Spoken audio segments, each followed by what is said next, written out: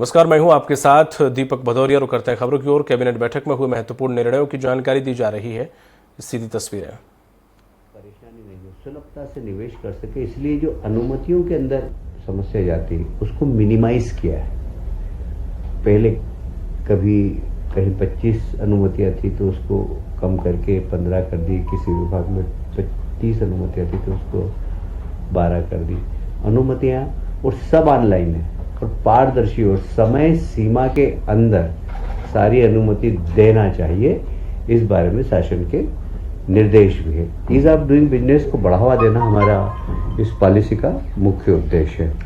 मध्य प्रदेश की लॉजिस्टिक क्षमता को बढ़ाना, आप सभी जानते हैं हमारा लैंड लॉक स्टेट है। हमारे यहाँ इसका लाभ भी हमें और तो कभी कभी नुकसान भी होता है, क्योंकि पोर्ट नहीं है, एक्सपोर्ट करने में हमें परेशानी आती है।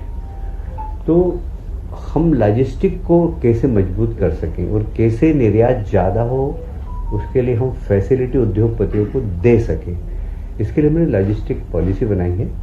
और पोर्ट तक सामान पहुंचे तो उनके ट्रांसपोर्टेशन में भी हमारी जो नई पॉलिसी आई है उसमें हम उत्पादकों को सहयोग करेंगे।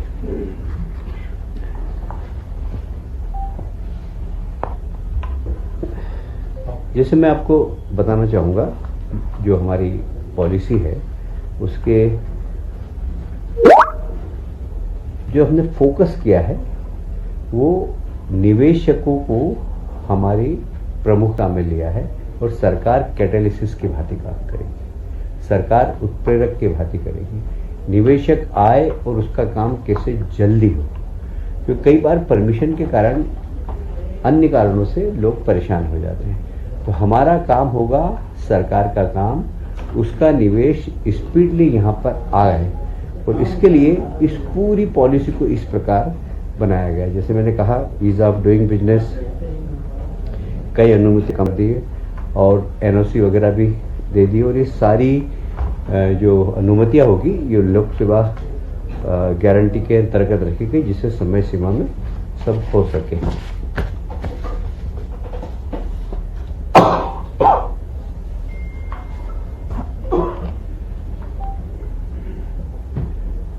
मुझे ये कहते हुए बहुत प्रसन्नता है कि औद्योगिक संवर्धन नीति 2025 में जो मुख्य चीज़ें हैं, जो मैंने आपको पहले ही बताई पर इसको रिपीट करना चाहूँगा मैं, कि ये पूरी नीति बनी हमारी सारा उद्योगपतियों से चर्चा करने के बाद बनी। उनसे पूछा गया कि आपको क्या क्या असुविधा आती है, तो उनको सुविधा में बदलना, उसका फोकस सिर्फ यही है कि निवेशकों को आकर्षित करना, निवेशक जल्दी से तेज गति से यहाँ निवेश कर सके। तो एक तो औद्योगिकरण बहुत अच्छा, उसका कारण है कि आज अगर आपको जीडीपी बढ़ाना है प्रदेश की, तो निश्चित रूप से आपको निवेश लाना ही पड़ेगा। आपको अर्थव्यवस्था बढ़ानी है प्रदेश की, तो आपको निवेशकों को लाना ही पड़ेगा। आपको रोजगार देना है ज़्यादा, तो निवेशकों को लाना ही पड़ेगा। और इसलिए इन सब बातों को फोकस करते हुए हमने मध्य प्रदेश की आर्थिक समृद्धि को और मध्य प्रदेश एक विकसित प्रदेश बने, इसलिए इसको बहुत फोकस किया गया है। विकसित मध्य प्रदेश के लिए राज्य की जो सकल मूल्य संवर्धन नीति के विनिर्माण क्षेत्र में योगदान बढ़ाना देना है। समग्र औद्योगिक पारिस्थितिक तंत्र को बढ़ाना, अधोसंरचना का विकास, कौशल विकास, व्यापार सरलीकरण, संतुलित क्षेत्रीय विकास को सुदृढ़ करना। जैसे माननीय आपने देखा होगा कि पूरे मध्य प्रदेश के अंदर हमने क्षेत्रीय इन्वेस्टर मीट की है।